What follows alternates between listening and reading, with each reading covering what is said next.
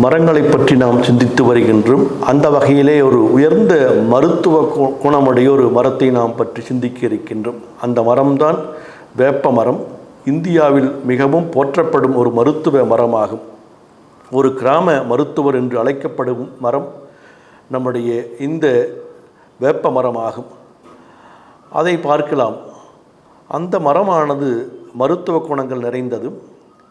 இலை, பூ, பழம், விதை, பட்டை என அனைத்து பகுதிகளும் மருத்துவ பயன்பாடு உடையவை என்பது நம்முடைய முன்னோர்கள் நமக்கு காட்டியதாக இருக்கின்றது.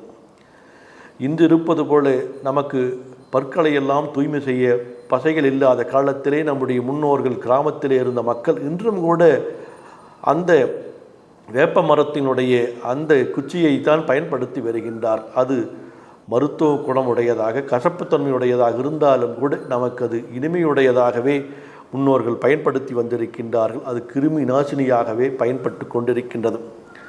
பாக்டீரியா, பூஞ்சி மற்றும் சில பூச்சிகளை கட்டுப்படுத்தும் தன்மையும் உடையது நம்முடைய வேப்ப மரம். அதனுடைய இலை தலைகள் எல்லாம் காற்றை தூய்மைப்படுத்துவதுகின்றது. நிழல் தருவதோடு சுற்றுப்புற சூழலுக்கு நன்மை செய்கின்ற மரங்களிலே ஒன்றாக அது இருக்கின்றது. வேப்ப எண்ணெய் இயற்கை பூச்சிக்கொல்லியாகவும் தோல் பராமரிப்பிலும் பயன்படுகின்றது. உணவிலும் மருத்துவத்திலும் பயன்படுத்தப்படுகின்றது. ஆகவே தமிழ் புத்தாண்டு நாளிலே நம்முடைய முன்னோர்கள் உணவுகளோடு அந்த வேப்ப இலையை வேப்ப பூவை எடுத்து உண்பதை வழக்கமாக வைத்திருக்கின்றார்.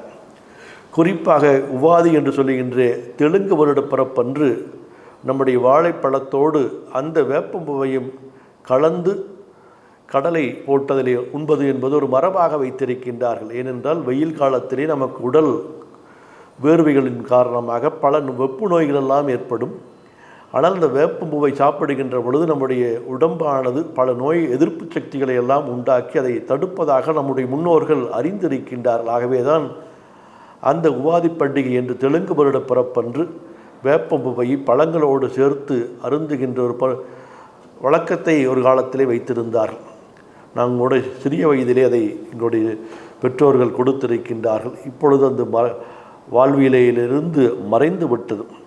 ஒரு பழமொழி, ஆளும் வேலும் பல்லுக்குருதி என்று சொல்லுவார்கள். ஆழாங்குச்சி எப்படி பல்லுக்குருதியாக இருக்கின்றது, வேல் என்பது வேப்பங்குச்சியாக நமக்கு சொல்லப்படுகின்றது. அந்த வேப்பங்குச்சி நமக்கு பயனுடையதாக இருக்கின்றது.